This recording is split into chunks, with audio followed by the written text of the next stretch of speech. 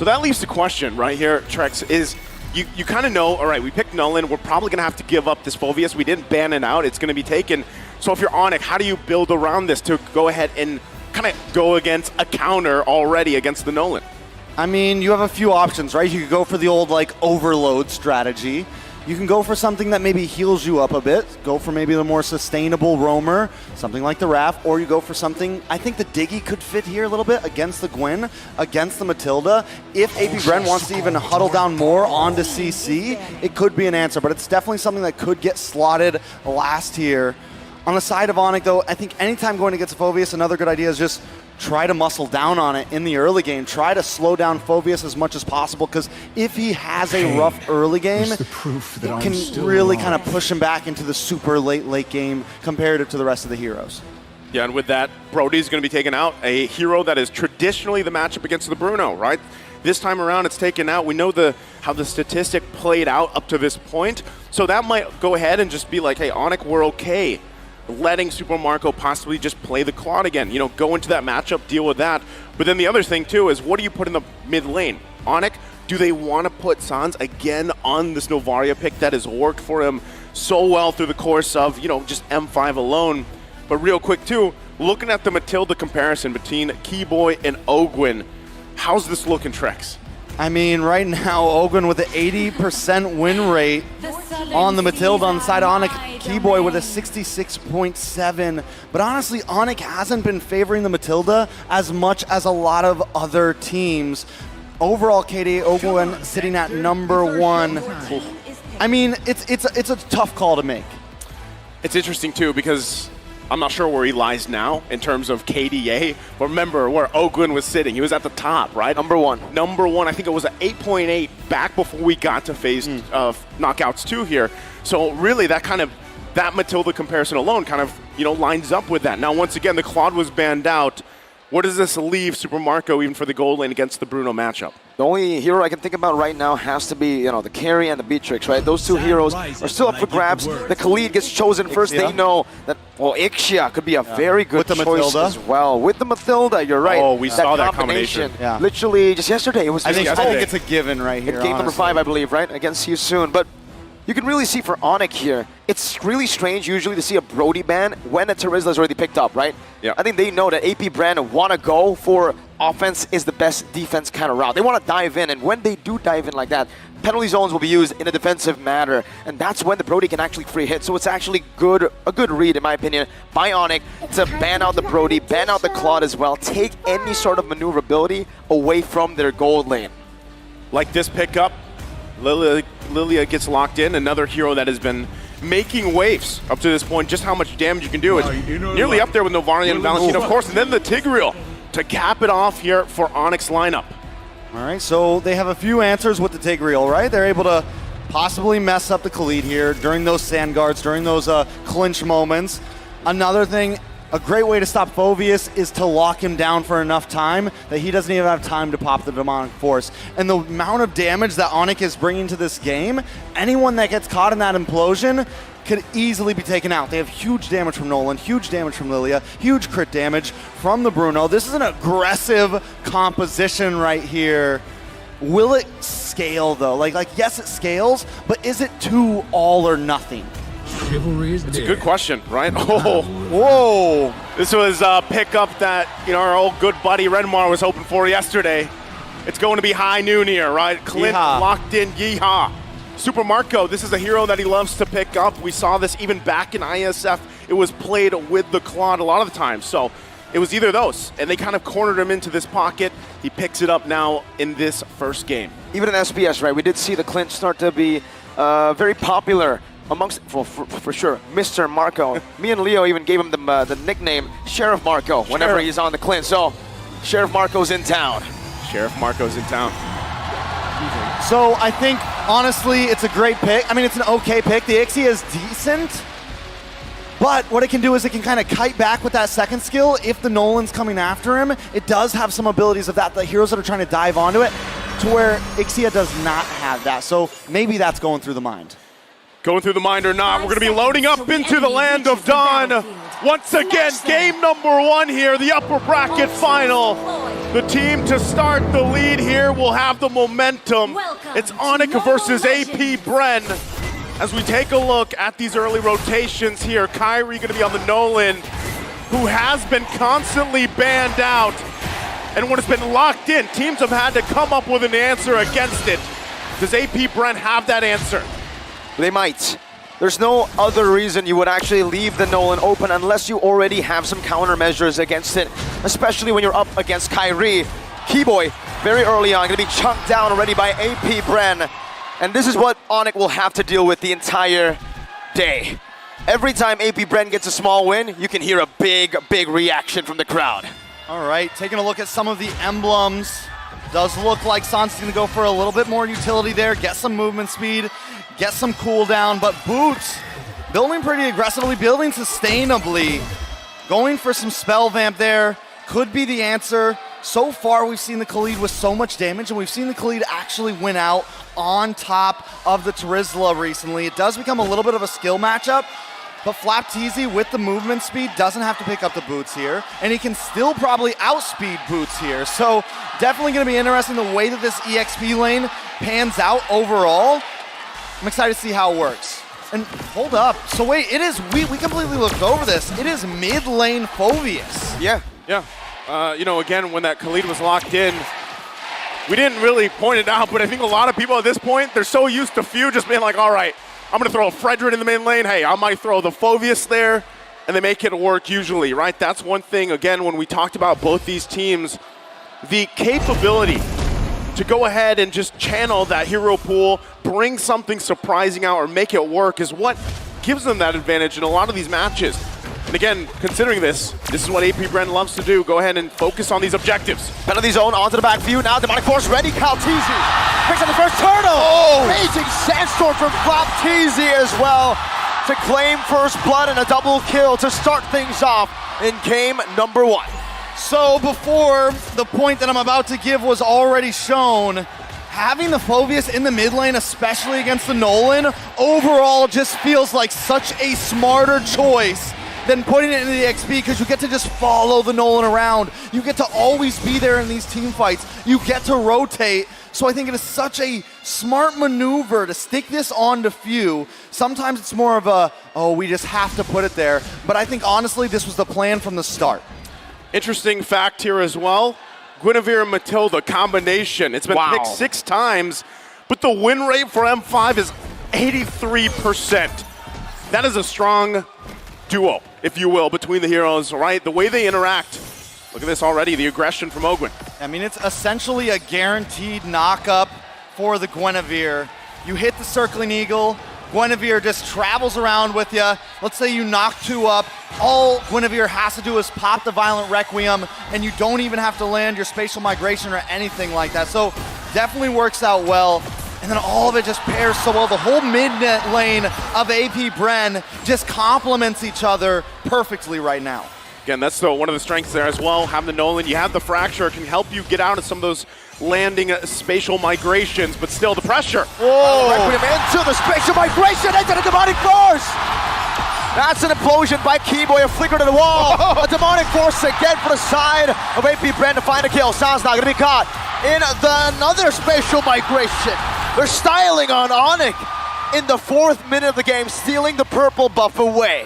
Not only are they styling, but this is the AP Bren you do not see all the time. Normally they take it slow. Normally they strangle them, but right now they are slamming into Onic at full force. The 2.3K lead they've garnered themselves now, the second turtle here. Onic, though, despite all that, still want to go ahead and focus on this, but AP Bren making their way for the fight. Risky move, Flapteezy poking Boots down right now as Ogwyn flies by Keyboy. Knocks him out with a Circling Eagle. Sans is looking for an angle. Kalteezy on the turtle. Penalty zone coming down as well. That's going to be Kyrie who secures the turtle, but a Violent Requiem. Spatial Migration with a Raging Sandstorm knocks 2 up, and it's a 2-kill trade for the neutral objective. Was it worth it? No. Probably not. But he got the turtle. Kyrie is having to put in extra work to just get these objectives even close, but every time AP Bren has an answer. AP Bren is everywhere right now, all at once. And like I said before, you don't see him play like this very often, but I think that was part of the plan. Let's catch Onic off guard. Let's come in like no other team is going up against Onic. Like most teams come into the game a little bit worried. They want to take it slow. But AP Bren knows their strong points. They know they have the ability to bully any team in the bracket. And Onic, for the first time in a while, is feeling that pressure.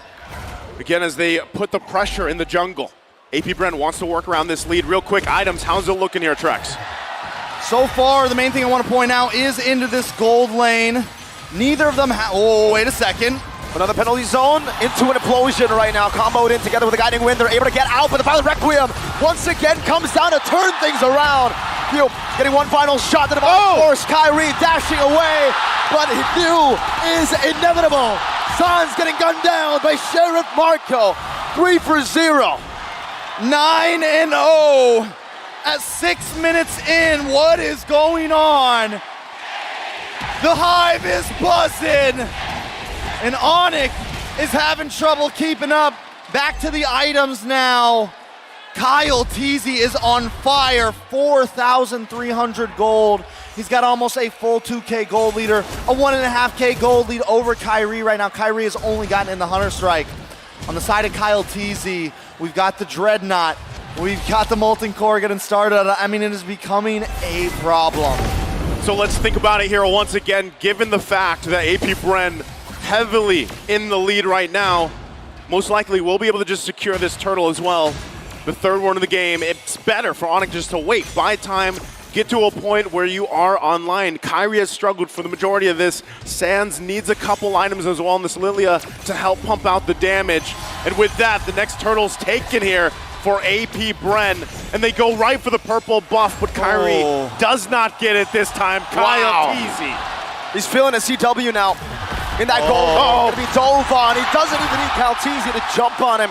It's Trooper Marco who gets him down with the quick draw. Yeehaw. Yeehaw, partner. And he just locked in the Berserker's Fury for Super Marco. He's gonna be unloading. He hasn't even come into the equation yet. Onic, on the other hand, oh, wait a second. You're going again? Spatial migration of the Violent Requiem into the Raging Sandstorm. The Wombo combo once again under the tier 1 to catch Keyboy for the 4th time in this game. 11-0. AP Bren are slaughtering Onic. And Flap Teasy just got in the Blade of Despair as well. A lot of time he won't build that up front, but when you have this much of a lead, you are just gonna hammer that item in. And now that is gonna put them even more ahead. That double combo that they've been landing every time, the Violent Requiem onto 1 or 2 members, Flap Teasy comes in with the Raging Sandstorm. How does Onic even compete with that? Using Keyboy right now on the Tigreal, I'm wondering whether that was a good pick. I was wondering if they should go for something a bit more supportive. They went for the aggressive Tigreal, but the thing is how can Keyboy catch any of them? The movement is everywhere, from the spatial migration, the guiding wind, all of the above. It just seems like a very tough game for Onic. Tough game as well for Kyrie as in terms of the jungle. Resources go. Flap Teasy though, look at the damage, but Boots gonna fight back. Okay, both ultimates used. Once again, Kyle. Spatial migration, the fracture grants Kyrie a from everything else. Ogwen's perfect circling eagle into Kyle Teasy's Requiem. Again, difficult game here for Kyrie and everyone for Onic. The layering of ultimates is just on point from AP Bren right now. Lord gonna be up, and they have all control right now in this game in the 9th minute, as this first Lord will go to AP Bren undecisively. AP Bren, 8.8 gold lead. They're at the average, bro. They're at the average. They're at Onic. They're passing Onic's average right now. I don't think Onic was prepared for this type of aggression in game number 1. I think they completely got caught off guard. Onic right now in complete shambles of game 1. Look at that. I know it's a long series. Look at that. But Kyle Teasy feels good. Kyle Teasy's feeling good, as he should. Alongside, once again, the 10,000 gold lead now. We have to say that we have seen things turn around before, given 10,000 gold leads, but at this point, it just looks like Onic doesn't have the potential to find the setups they're looking for, even with a Tigreal combo. combo, the wombo combo is not there for them because the damage is just not online yet. Even CW, it's taken him so long at this point to get to where he needs to be on the Bruno. But now they have to deal with the Lord topside and AP Bren knocking on the base of Onic as they approach into it. Looking for the siege with the first Lord of the game up top. Boots holding it down right now, but the Circling Eagle does come through from the side of Ogwen. Knocks Boots up just a bit. Counts easy, pushing some damage as well. Kyrie with a fracture. Not with the fracture, just with the passive alone. Takes the Lord down. Still value for AP Bren, but Keyboy spot out. Flapteezy with a few slashes. Oh, a good shove back for the rest of the team, but that's a flicker burnt out by Keyboy, and that's even more value for the Bees. A good play by Keyboy there. The average roamer may have panicked, hit the implosion. He knew, I just got to get out of here. If I hit the implosion and try to force my team out when we're at a 10K gold deficit against AP Bren, it's just not a smart play. Taking a look at the items, right now Super Marco getting decked out. Looks like he's going to be working into the BOD next. Once he gets out, then it's a lot of trouble. That's a dive all the way. Calteezy able to knock up one. Ogwen doing a little bit of that capitalization, but Onic were still able to fend off of this defense. AP Bren falling back, playing it disciplined. They are calm. 12-0 and 10,000 gold lead. That's big bounties on the board if they lose their lives. Yeah, they gotta keep it together, right? Take the discipline route. Now the one thing too that has been pointed about AP Bren in M5 specifically is the chance that sometimes they do let these leads kind of slip out of hand a little bit, right? But for the most part, they're able to keep things under control. Now this time, Onic looking to punish a mistake from AP Bren. Where could that mistake be when constantly it's AP Bren on the aggressor? We do have to say, if there's any team that could come back onto AP Bren from a 10K gold deficit, if I had to choose one, I would definitely say Onic. They do have some scaling efforts here with the Lilia. We know how much damage Sans can do or Lilia can do if this game creeps on. Same thing with the Bruno. They have set potential with Keyboy. But that is a long road ahead. They're gonna have to defend this now. They do have Kyrie. If Kyrie can go for some sort of, magic Lord steal, which we've seen him do before, it can buy time, but he has to do that on a solo mission. And that is a solo death mission at that, but it would be worth it. As long as the other 4 members stay up, if he goes down for a Lord steal, it could be fair. Okay, given the fact that this is gonna be another Lord here for AP Bren, uncontested, no entry points, no angles for Onic to go, but itemization-wise, they're getting to the point, right? 13 minutes in, they were quite behind. They're still far behind, but they're picking up some key items that could help them in the team fight. 2 Malefic Roars now for them, the Divine Glaive as well for Sans. That's going to be something he needs as well to help with the team fight. But again, when you're dealing with nearly what's across from you economy-wise, item-wise, it's going to be tough to turn these fights around. So they have a little bit longer. Lord going up on the top side. You look at the gold lead between the gold lane, jungle, and mid, you're like, okay, it's not that bad. And then you see a 4,000 gold lead between the XP laners. Flapteezy said in the interview, he's going to sweep Onic, and right now, he's feeling that confidence. To really put it into perspective, it takes about 62K gold to have everybody maxed out. Onic is halfway there, and we're 14 minutes in. And the Lord just came crashing down, taking 1 turret down. San's going to be engaged on a good black shoes. And that's a spatial migration in the Violet Requiem. Baited out from AP Bren. Kyrie dealing some damage with the help of CW to clear out that enhanced Lord in the 14th minute of the game. Looking to defend in the mid lane. Raging Sandstorm coming down. CW still able to dash away. A penalty zone. On to Flapteezy. Kyrie jumps into the fracture as well, but spatial migration dodged away from Keyboy.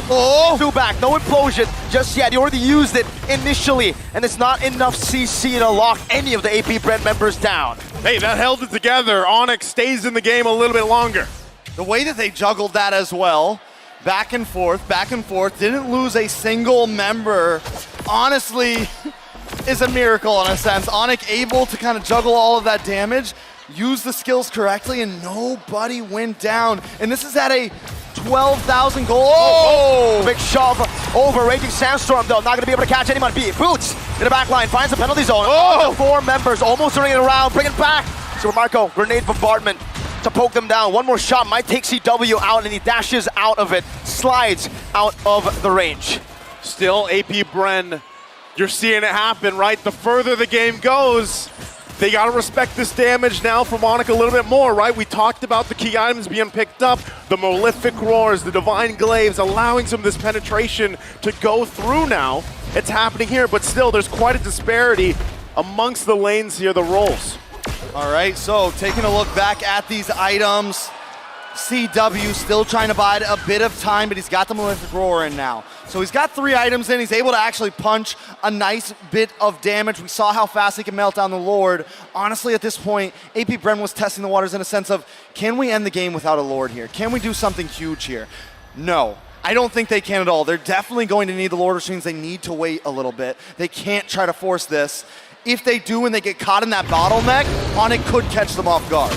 The 12,000 gold lead ahead right now, but Super Marco, again, he went for the Great Dragon Spear here as his final item, I believe. Yep. Yeah, and so no win in nature, right? That does give an opportunity to Onic to maybe look for a dive, a flank towards Super Marco, but for CW, he actually is building towards that win in nature. Yeah, that could change the course of some of these fights. He also just picks up the DHS. Can have that available. Keyboy, though.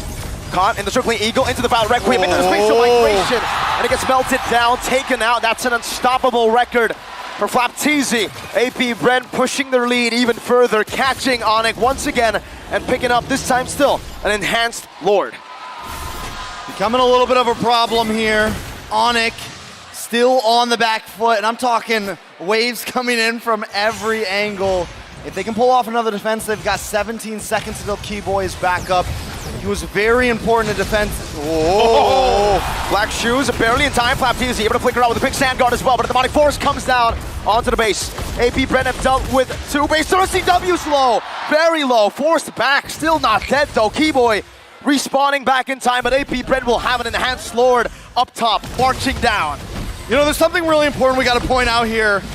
Onic is still yet to get a singular kill. Yeah.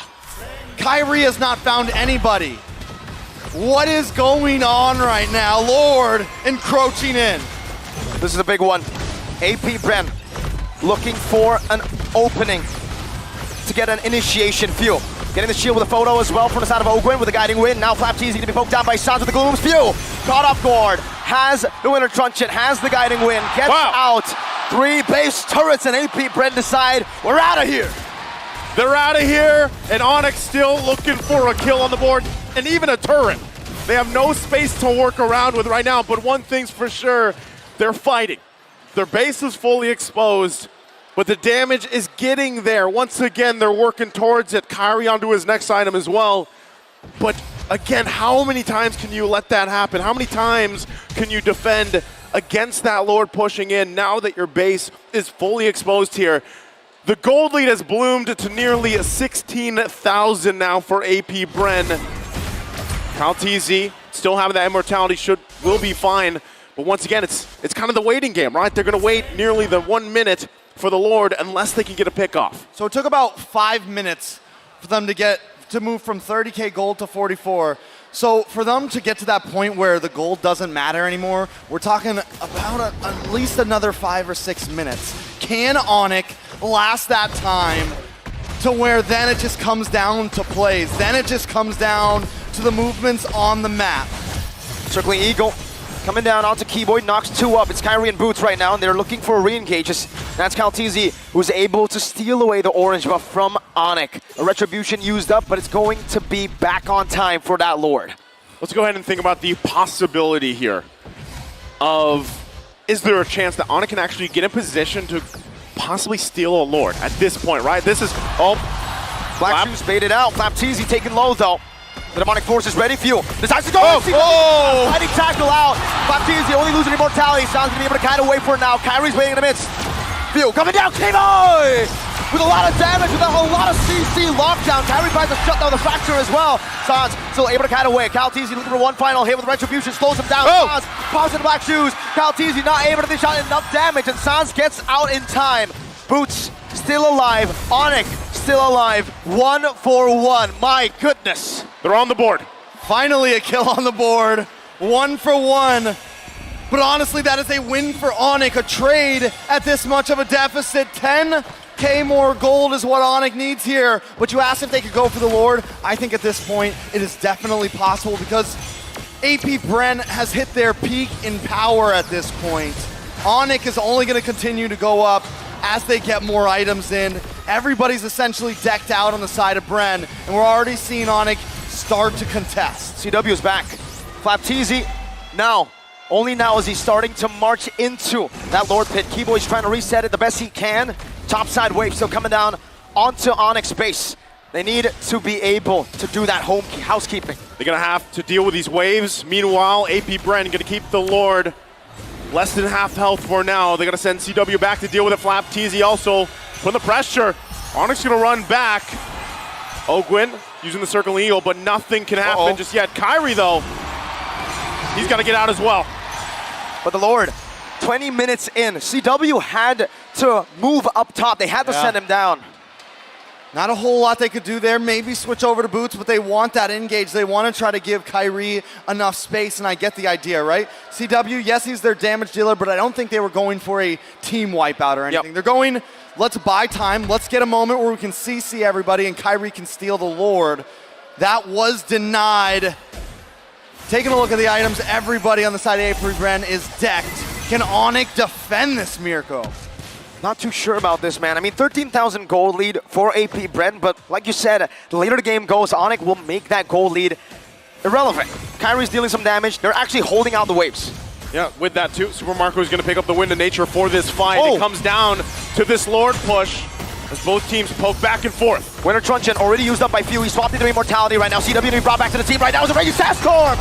Will be dodged away from by Kyrie. CW pops into Wind of Nature, able to dish out some damage. Kill. The base is wide open, but it's going to be cleared out. Sans in the back, doing some damage. Immortality's falling left and right. AP Bren losing members. Flapteezy with the patient by break. Base, an implosion, and just like that, the Sky Kings descend from the skies back to the Philippines. I've got chills right now. What is going on, Onic? At 22 minutes, making the comeback. Are they going to be able to run this down mid? I said let's dream earlier. What just happened? Taking a look at the instant replay presented by Kadia. It just unfolds here. Masterclass. Keyboy finds the implosion of a lifetime. Keyboy, that one play. Now the base is wide open. One straight push. Is it all they need? Onic! What in the world was that? It should not have happened. It couldn't have happened. It happened. It happened here. Game one. Killless, turretless, 14K behind, and Onic comes back and takes game one. We're talking at 15 minutes. 0 kills on the board. How? Nothing. How? It's Onic time. Oh man. I have nothing to say.